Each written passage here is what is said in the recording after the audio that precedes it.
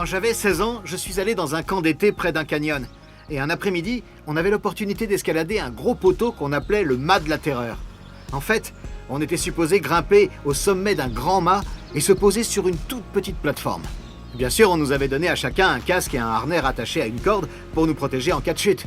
Mais la cerise sur le gâteau, c'était ça. Il fallait qu'on saute depuis le sommet du mât pour attraper une fine tige en métal suspendue dans les airs à quelques mètres de la petite plateforme. Si on y arrivait, il fallait se tenir à la barre et là on devenait carrément le héros du jour, puis on descendait le long de la corde. Par contre, si on se plantait, eh bien heureusement quand même il y avait des gars à l'autre bout de la corde pour rattraper le coup. Mais c'était quand même un peu flippant comme vol plané.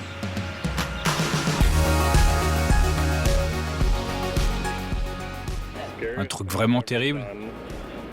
La demande en mariage. Mon copain voulait que je fasse... que je dévale toute une montagne à vélo sans jamais poser mes mains sur le guidon. C'était un saut à l'élastique. Bon, c'était dans un parc d'attractions, mais c'était vraiment terrible. J'ai piloté un avion pendant 5 minutes. C'est quand j'apprenais à piloter et d'un coup les volets se sont bloqués. C'était bien flippant. Les volets sont supposés ralentir l'avion, donc je pouvais pas ralentir l'avion, il fallait atterrir. Donc sur le coup c'était un peu chaud, mais... C'était dans la forêt, en Martinique, quand j'ai vu la plus grosse araignée de toute ma vie juste à côté de moi. Une fois, avec quelques amis quand j'étais plus jeune, on s'était donné le tournis avant d'aller nager parce que c'était supposé être marrant de nager avec la tête qui tourne. Et j'ai bien failli me noyer, donc...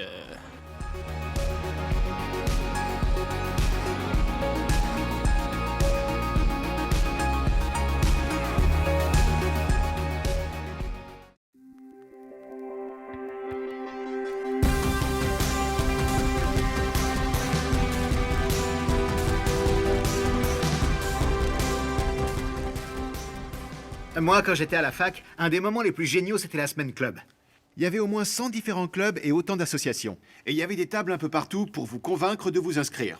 Ouais, il y avait toutes sortes de clubs. Club d'échecs, tennis de table, les experts du marqueur feutre, l'observation des oiseaux, la protection des abeilles, les fans de la guerre des étoiles, sensibilisation au danger du plomb, le club de panier sous-marin et le club du chien délinquant. Chacun se battait pour avoir votre signature pour rejoindre le club. Moi, j'ai toujours pensé que devenir chrétien, c'était comme rejoindre un club. Assister aux réunions, suivre les règles, porter le costume, les formalités d'usage, et voilà. Donc il existe plein de genres de clubs différents, mais devenir chrétien, c'est pas ce genre-là. Ouais, c'est pas défini par ce que vous faites le dimanche matin, avec qui vous passez du temps, ce que vous faites, ou même en quoi vos parents croient. Vos parents peuvent bien vous forcer à nettoyer votre chambre, mais pas vous forcer à être chrétien. Aller à l'église ne fera pas de vous un chrétien. C'est pas parce que vous allez chez McDo que vous devenez un Big Mac. Alors ça veut dire quoi, être chrétien? Les gens décrivent ça de toutes sortes de façons. Mon nom est Jamarley et j'ai donné tout ce que j'avais à Jésus. J'ai mis ma foi en lui. J'ai donné ma vie à Dieu. Une relation personnelle avec Jésus. Il m'a juste trouvé.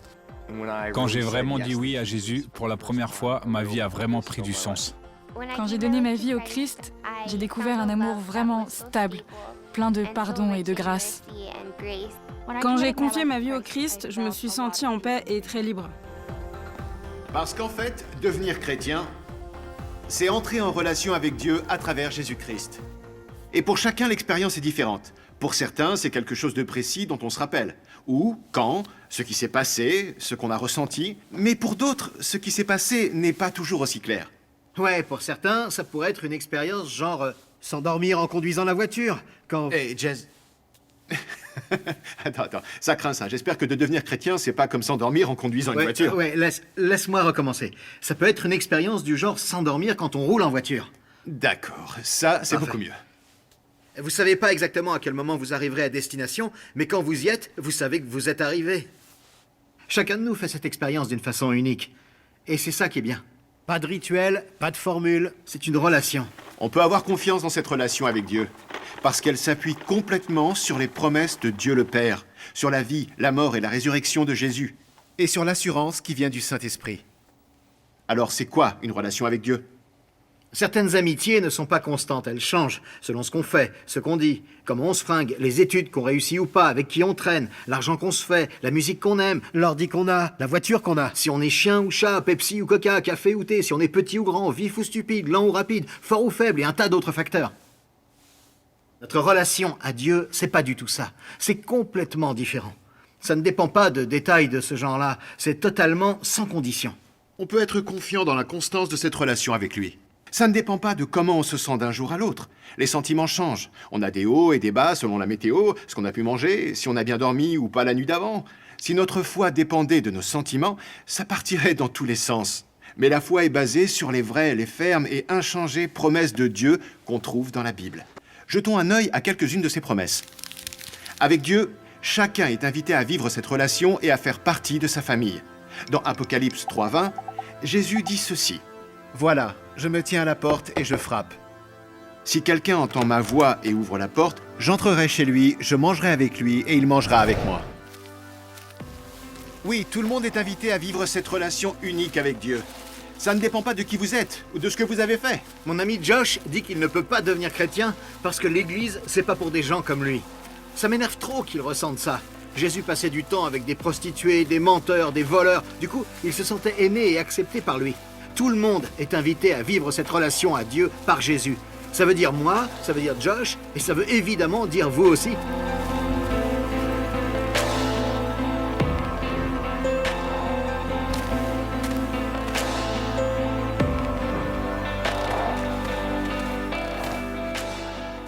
Dieu nous aime sans condition. Je pensais que Dieu avait quand même une limite sur le nombre de fois où il pourrait me pardonner. Quand j'étais à la fac, j'avais tout le temps peur que si je me plantais, Dieu ne m'aimerait plus. Hébreux 13:5 dit ceci. Non, je ne te laisserai pas, je ne t'abandonnerai pas. Et ça, c'est une promesse du Père tirée de sa parole. Et on peut lui faire confiance pour ça. J'ai fait une tonne de mauvais choix dans ma vie, mais Dieu ne m'a jamais abandonné. Et je sais qu'il ne le fera pas. Cette relation à Dieu, elle est pour chacun. Elle est sans condition. Et elle ne s'arrête pas. Certains voient la vie comme une phrase qui commence à la naissance et s'arrête net à la mort. Mais ce n'est pas ce que Jésus dit. La mort n'est pas la fin de la phrase, c'est juste une virgule, une transition vers l'éternité. On passera tous l'éternité quelque part, mais c'est seulement par Jésus qu'on a l'assurance de où et comment on va la passer. La Bible nous dit que sans Dieu, chacun de nous est sur un chemin balisé par le péché et l'égoïsme. L'issue finale d'une vie d'orgueil, dans l'ignorance de Dieu, est décrite comme un lieu de mort, de souffrance, d'obscurité, une séparation éternelle de Dieu et du coup de tout ce qui est bon pour nous. Et c'est ça que la Bible appelle l'enfer. Dieu a envoyé Jésus pour qu'aucun de nous n'ait à emprunter ce chemin-là. Dans Jean 3,16, on lit ceci. Oui, Dieu a tellement aimé le monde qu'il a donné son Fils unique. Ainsi, tous ceux qui croient en lui ne se perdront pas loin de Dieu, mais ils vivront avec lui pour toujours. La vie éternelle, c'est la vie avec Jésus, aujourd'hui et toujours. L'éternité avec Dieu, c'est le paradis. Et quiconque se confie en Jésus et le suit, a la ferme assurance d'être avec lui pour toujours. La Bible dit que le paradis est un lieu où la mort n'existe plus, où on fait la fête, où on danse avec ses amis et sa famille. Où il n'y a plus de souffrance, et plus de douleur, et plus de tristesse. Dieu sera avec son peuple, et sa lumière et sa bonté empliront tous ceux qui se trouvent là avec lui.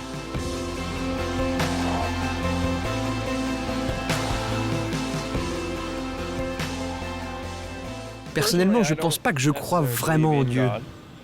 Mais je suppose que ceux qui croient en lui croient à ce genre de choses. Je pense qu'il a choisi de nous aimer, mais aussi parce qu'on compte pour lui. Son amour est sans condition. Ou genre, quoi que tu fasses, il t'aimera toujours. Il t'aimera toujours. Il t'aimera toujours. C'est juste qu'il n'y a rien à faire ou à mériter, ou tu vois, je peux rien faire pour qu'il m'aime plus ou moins. Il y a juste cet amour-là, sans condition. Et ça, c'est vraiment beau. J'aime cette idée de traiter les autres comme nous voudrions être traités. Si c'est ça que Dieu nous demande de faire, alors d'accord. Certains vont interpréter ce texte pour dire que Dieu nous aime sans condition. Ou d'autres vont comprendre que Dieu aime sur la base des règles que lui-même a établies. Donc...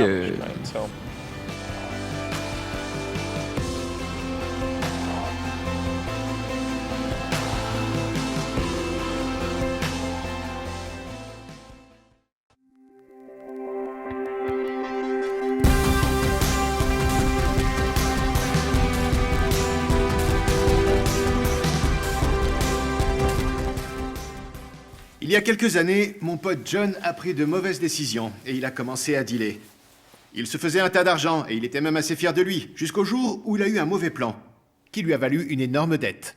Alors bien sûr, il fallait rendre l'argent. Sauf qu'il avait plus un sou pour rembourser, alors il savait que s'il ne payait pas, ils allaient le coincer et peut-être bien le tuer. Il ne savait pas quoi faire, alors il a tout déballé à ses parents. Et là, c'était pas la joie. Mais ses parents savaient qu'il ne s'en sortirait pas tout seul, alors ils ont trouvé l'argent pour qu'il ne lui arrive rien. Mais c'était pas à eux de faire ça, c'est lui qui a foiré, pas ses parents. Mais il l'aimait, alors ils l'ont aidé. Ça, c'est vraiment un bel exemple de ce que la Bible appelle la grâce. Dans sa lettre aux Éphésiens, chapitre 2, verset 8, Paul écrit « En effet, vous êtes sauvés grâce à la bonté de Dieu et parce que vous croyez. Cela ne vient pas de vous, c'est Dieu qui vous donne le salut. » Jésus nous a montré cette grâce immense quand il est mort sur la croix.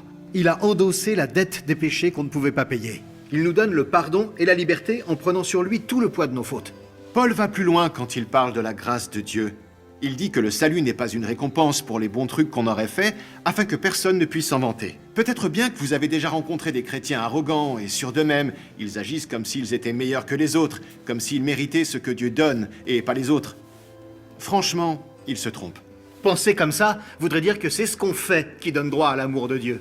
Mais la grâce de Dieu, c'est pas ça. Vivre une relation avec Dieu, c'est un don. Et comme n'importe quel don, on le reçoit, et puis c'est tout. Quand on devient chrétien, le Saint-Esprit vient dans notre vie. Devenir chrétien, c'est pas une transaction automatique, c'est une relation à vivre. C'est Dieu, là, tout près. Le Saint-Esprit nous change profondément. Il vient bousculer nos cœurs, il nous aide à suivre le plan de Dieu pour nos vies. Il nous fait découvrir l'intensité de l'amour de Dieu et la certitude inébranlable qu'on est vraiment ses enfants. On est sauvé par grâce. Éphésiens 2.8 dit que c'est par la foi. Et dans Galates 5.6, il est dit « Ce qui est important, c'est de montrer sa foi en aimant. » Qu'est-ce que ça veut dire avoir la foi? Jean-François Gravelet, mieux connu sous le nom de Blondin, était un acrobate et un fameux funambule. Il est surtout connu pour ses innombrables traversées sur une corde de plus de 300 mètres, tendue à 50 mètres au-dessus des chutes du Niagara. Cet exploit, qui était applaudi par de grandes foules, commençait par de simples petites traversées aidées d'un petit balancier. Mais ensuite, il posait le balancier pour épater la foule. Une fois, il avait même fait la traversée sur des échasses, et une autre fois, à l'aveugle. Et mieux encore, une fois, il s'est arrêté à mi-chemin pour se cuire et s'avaler une belle omelette. En 1860, une délégation royale d'Angleterre se déplaça pour venir assister aux exploits de Blondin. Après quelques traversées habituelles, il est revenu en poussant une brouette d'un bout à l'autre pendant que la foule applaudissait. Puis, il a mis un sac de patates dans la brouette et a retraversé sur la corde. La foule était déchaînée. Ensuite, il s'est approché de la délégation royale et s'est adressé au duc de Newcastle. « Croyez-vous que je puisse me balader sur la corde en emmenant un homme dans cette brouette ?»« Oui, je crois, » a dit le duc. « Eh bien alors, venez !» lui répondit Blondin. La foule se figea. Mais le duc de Newcastle n'accepta pas le défi de Blondin. « Est-ce qu'il y a quelqu'un ici qui croit que je peux le faire ?» demanda Blondin. Pas un seul ne voulut s'approcher. Mais finalement, une petite bonne femme sortit de la foule et grimpa aussi sec dans la brouette. Blondin la promena sur la corde bien tranquillement, aller et retour. La vieille femme était la mère de Blondin, la seule personne qui voulait bien mettre sa vie entre ses mains. La foi, c'est mettre nos vies dans les mains de Jésus. Ce que j'aime avec Alpha, c'est de pouvoir parler avec des gens qui ont tous une perspective de vie unique et différente. On est tous à un endroit différent de notre trajet avec Dieu. Si la piscine sur ce dessin représente notre relation avec Dieu, quel serait le personnage qui vous représente le mieux? Ouais, moi je serais probablement ce gars, celui qui prend la pose devant le miroir parce que je fais tout le temps du sport, j'adore ça. Donc ouais, sûrement si j'étais là, je me regarderais dans le miroir et je me dirais comment je vais perdre ce petit ventre, le ventre, les poignées d'amour. La fille qui se laisse flotter sur l'eau, parce que je me sens très à l'aise avec ma foi. Ici, parce que très souvent, c'est juste quand on a des problèmes qu'on dit « Oui, Dieu, aide-moi, s'il te plaît ». Et je pense que parfois, c'est moi cette personne. C'est moi. Celui-là, parce que je n'ai pas de relation avec Dieu. Je n'ai pas grandi avec la religion, donc je ne suis pas baptisée non plus. Donc je serai quelque part ici. À côté de la piscine, genre pas vraiment dans la piscine, mais pas non plus trop loin de la piscine. Ce n'est pas que je crois pas en Dieu, mais en même temps, je ne peux pas dire que je crois vraiment.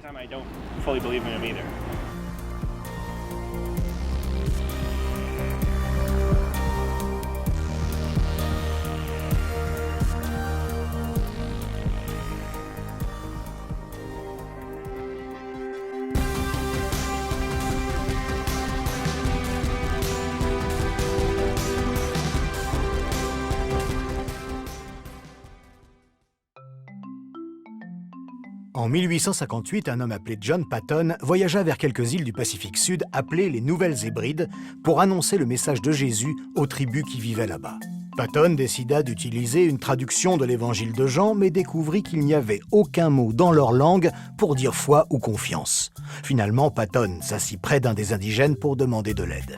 Il leva ses deux pieds et se pencha fort en arrière sur son siège, puis demanda « Qu'est-ce que je suis en train de faire ?» En réponse, l'homme utilisa un mot qui voulait dire « s'appuyer de tout son poids ». Voilà, Patton venait de trouver ce qu'il cherchait. La foi, c'est s'appuyer entièrement sur Jésus et sur ce qu'il a fait pour nous à la croix. C'est s'appuyer sur lui et pas sur nos propres forces. C'est une façon de penser différente. Passer de l'idée de trouver en nous-mêmes la vraie vie et la liberté à l'idée de la trouver en Jésus en lui faisant confiance. Il suffit de demander à Dieu de pardonner le mal qu'on a fait ou la façon dont on vivait. La Bible appelle ça repentance. C'est un changement de pensée qui mène à un changement de vie. Pour descendre du mât de la terreur, il faut juste faire un pas de foi. Coincé là-haut, la seule façon de descendre, c'est de sauter. Sauf que c'est pas comme si le fait de sauter demandait une foi aveugle et stupide. Si je regarde autour de moi, je vois que la corde est bien accrochée, le harnais est bien fixé. Et plus important encore, les gars à l'autre bout de la corde savent exactement ce qu'ils font. Ouais, ce pas de foi, je voulais le faire. Wouh! Si on considère la vie, les mots et l'amour de Jésus, on a l'opportunité de répondre par la foi, de faire le tri dans les choses importantes auxquelles on croit. Ça peut sembler risqué, mais c'est pas une foi aveugle. C'est une foi basée sur des faits. Il s'agit de qui Jésus est et de ce qu'il a fait. C'est croire aux promesses de Dieu pour nous par sa parole et par l'assurance que donne le Saint-Esprit. Quant à moi, j'ai fait un pas de foi il y a des années en faisant confiance à Jésus pour ma vie. On voudrait vous donner l'occasion, là maintenant, de faire un pas de foi, si c'est ce que vous voulez faire. La façon la plus simple de faire ça, c'est une courte prière. Je vais prier, si vous voulez, vous pouvez parler à Dieu avec ces mots-là. Faisons ça. Seigneur Jésus, merci de m'aimer autant que ça. Merci d'être là et de frapper à la porte de ma vie. Aujourd'hui, je voudrais que tu entres. Je laisse derrière moi tout ce qui a été de travers dans ma vie, toutes ces choses qui ne te plaisent pas.